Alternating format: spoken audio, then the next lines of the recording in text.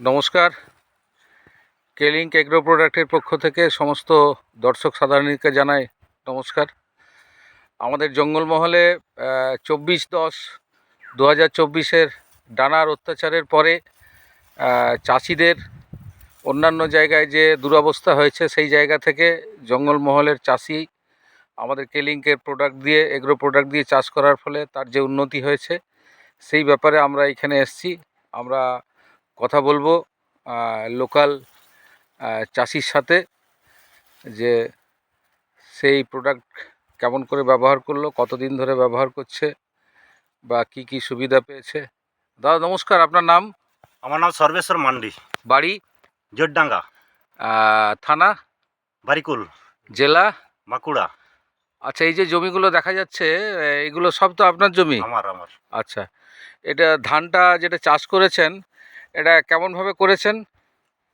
এটা করেছি, এটা প্রথমে আমি একটা দানা সার দিয়েছি কেলিং কোম্পানির। দানা সার দিয়েছেন? হ্যাঁ, তবে খুব কম পরিমাণ, খুব একটা যারা অবশ্য আমার স্যাররা যেটা বলেছিল হ্যাঁ। সেটা দিতে পারিনি, কিন্তু কম পরিমাণে দিয়েছি। কোন দানাটা দিয়েছেন একটু দেখান তো। এই বুস্টার গ্র্যানুয়েল? গ্র্যানুয়েলটা দিয়েছেন? হ্যাঁ, জমিতে জমিতে। কি পরিমাণ দিয়েছেন? এটা আমি ওই বিঘায় 1 প্যাকেট দিয়েছি। বিঘায় 4 কেজি দিয়েছেন? হ্যাঁ। বাহ, গুড। আচ্ছা, তারপরে ওই রিফিল দিয়েছি। হ্যাঁ, দাঁড়ান দেখাচ্ছি। হ্যাঁ, এই যে রিফিল দিয়েছি, হ্যাঁ। রিফিলের সাথে এই বুস্টার দিয়েছি, বুস্টার লিকুইড। বাহ। হ্যাঁ। আর ম্যাজিক শট দেওয়া ছিল, ম্যাজিক শট এটা এখন এখানে নেই। আচ্ছা, ম্যাজিক শট ছিল আর কি। হ্যাঁ, এইগুলো দিয়ে চাষটা করেছেন? এগুলো তো দিয়ে করেছি। আচ্ছা। দিতে আপনি কি পরিবর্তন বুঝতে পেরেছেন অন্যবারে? পরিবর্তন মানে দারুণ পরিবর্তন। যেটা আগে মানে শুধু আগড়ার ভাগটা বেশি হতো, হ্যাঁ, এখন আগড়া নেই বললেই চলে। আচ্ছা। আর এই কি বলে, এটা কি একদম চারার থেকে শুরু করেছিলেন? হ্যাঁ, একদম চারার থেকে দিয়েছি। চারা কিভাবে করেছিলেন? চারা এমনি সাধারণত যেটা ধুলো মাটি করে দেওয়া হয় চারা, হ্যাঁ। এবং ওইভাবেই করেছিলাম, এবং তার সাথে আমি এই দানার সারটা দিয়েছিলাম আচ্ছা। কিছুটা। হ্যাঁ। আর ওই রিফিল হ্যাঁ। স্প্রে করেছিলাম একবার। আর বুস্টার লিকুইডটা দেওয়া হয়নি, ও শুধু রিপিলটা দিয়েছিলেন? দিয়েছিলাম। আচ্ছা, দিয়ে অবশ্য চারা খুব ভালো হয়েছিল। হ্যাঁ। চারা মোটামুটি খুব সুন্দর ছিল। হ্যাঁ।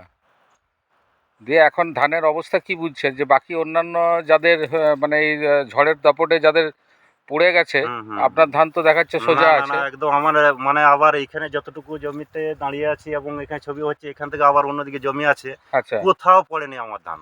বাকি যারা ব্যবহার করেনি তাদের অবশ্য একদম মানে জমির সাথে লেভেল হয়ে গেছে। আচ্ছা।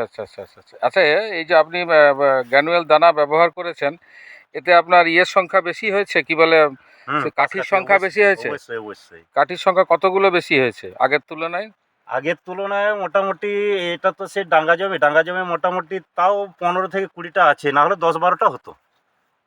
এখন 20টা হয়ে আছে, আগে 10টা হতো মাত্র। তারপরে এখানটায় এমন জায়গায় দাঁড়িয়ে, সেখানে জলের সমস্যা ছিল। আচ্ছা। কিন্তু আবার অন্যদিকে গেলে সেইখানটা অবশ্যই 25 থেকে 30টা পর্যন্ত হয়ে আছে। 25 থেকে 30টা কাঠি হয়েছে? হ্যাঁ। আচ্ছা। এমনও কি যারা লাগানো ছিল, আমার ডিস্টেন্সটা কমপক্ষে 1.5 ফুট। হ্যাঁ, 1.5 ফুট মানে ছাড়াই লাগানো ছিল। হ্যাঁ। সেটা মানে পাশের চাষিগুলো মানে দেখে বলেছিল যে এই এত মানে ডিস্টেন্সে লাগাচ্ছ, এটা কোনো 2টো করে পিস হবে। হ্যাঁ। কিন্তু ওদের কথা ওইভাবে বলে দিল। কিন্তু এখন শেষ পর্যন্ত দেখা গেল সেই জমিটা একদম মানে একদম পূরণ হয়ে গেছে পুরো? হ্যাঁ, একদম। আচ্ছা। তো শীষের যে সংখ্যা, শীষের সংখ্যাও বেড়েছে? হ্যাঁ। আচ্ছা, পুরো শীষটা বেরিয়ে গেছে? একদম পুরো শীষটা বেরিয়ে গেছে, মানে একটুখানিও বাকি নেই? না।